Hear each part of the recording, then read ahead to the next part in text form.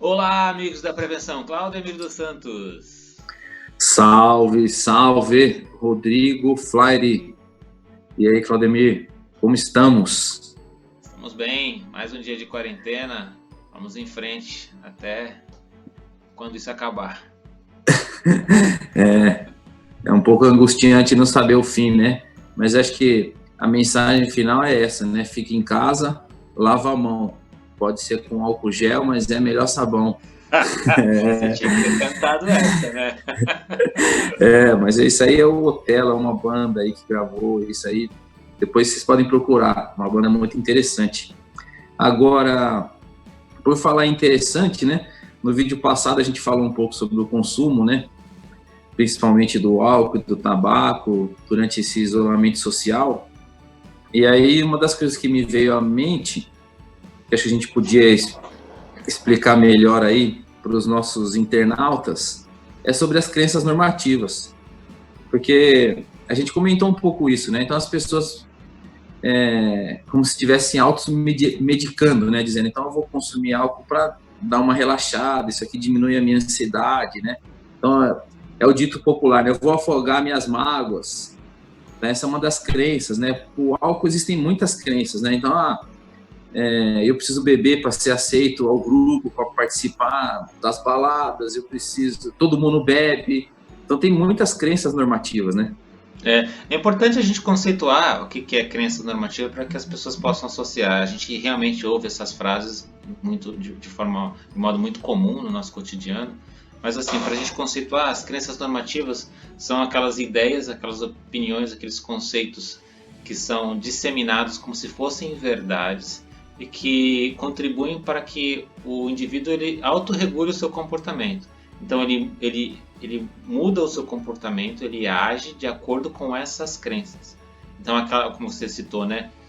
Que essa é bem antiga, né? Eu vou afogar as minhas mágoas, eu posso afogar as minhas mágoas com bebendo, né? Bebendo bebidas alcoólicas. É aquela crença de que, olha, se eu tiver mal, se eu tiver na fossa, se eu tiver, eu vou lá, encho a cara e tudo está resolvido.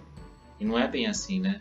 Mas é uma crença. É, Então ele acaba se comportando dessa forma por, por essa crença normativa. Então eu é uma lembro estratégia que da indústria também, né? eu lembro que no ano passado eu tive a oportunidade de participar de uma discussão no Conselho Federal de Medicina lá em Brasília sobre o uso medicinal, medicamentoso do canabidiol, o desenvolvimento da criação de um remédio, né? Sim. E aí, eu acho que muitas pessoas falam, né? Nessa perspectiva, existem muitas crenças normativas da maconha. Então lá ficava claro assim, a importância de separar, discriminar a influência do canabidiol numa perspectiva laboratorial e o uso do THC, né? O uso recreativo, que é popularmente aí o que dá o barato, né? Você falou, matou em cheio, né? Essa é uma das maiores crenças normativas usadas em relação a cannabis hoje em dia, né? É o que a gente vê assim até em capas de revista, né? Maconha medicinal. Isso é uma das maiores crenças normativas relacionadas à maconha. É um termo extremamente equivocado, né? Não existe maconha medicinal. Existe o uso medicamentoso de componentes da maconha, como você citou o canabidiol, né? Um componente, uma partezinha da maconha que é usada, que é retirada com processo laboratorial, é retirada e é inserida no medicamento para poder uso medicamentoso. Mas é assim, as pessoas colocam maconha medicinal como se o uso da maconha fosse mais aceito porque ela é medicinal. Então, assim, deixa de ser substância psicoativa, deixa de ser prejudicial para ser medicamentosa, para ser medicinal. Então, é um erro, é um equívoco. É a mesma coisa que eu chegasse e falasse assim: olha, uso medicinal do veneno da jararaca. A jararaca no veneno da jararaca existe um componente que é usado, que é extraído e é usado para medicamentos. Mas a gente não fala uso medicinal do veneno da jararaca. Né? E a gente não sai por aí torcendo para a jararaca picar a gente por conta desse efeito medicinal extraído do seu veneno, né? Então, acho que, assim, eu acho que falar de crenças normativas tem uma relação muito forte do que realmente a ciência está produzindo de dados, né? Então, acho que como é que a gente consegue romper com essas crenças normativas? A ação de prevenção para desconstruir essas crenças, uma das estratégias é trazer argumentos irrefutáveis. Um argumento irrefutável, de preferência, são aqueles baseados em evidência científica. Então a gente traz esses dados, né, baseados, olha, uma universidade pesquisou, um instituto de pesquisa sério pesquisou e através de uma metodologia científica conseguiu provar de que essa informação, a informação correta é essa. Né? Vou dar um exemplo. A crença de que todo mundo bebe, todo adulto bebe.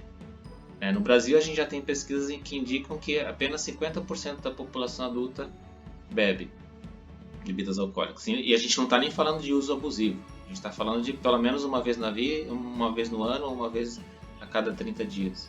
Então, de consumo em geral, né? No consumo geral. Pesquisa é muito importante. E aí acho que tem aquele seu exemplo na sala de aula, né?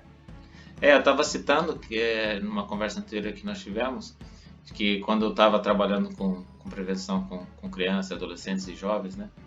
E aí surgiu, eu estava numa sala de aula e eu estava falando sobre tabaco e um dos adolescentes falou assim, mas a maioria dos meus colegas, a maioria dos jovens fuma.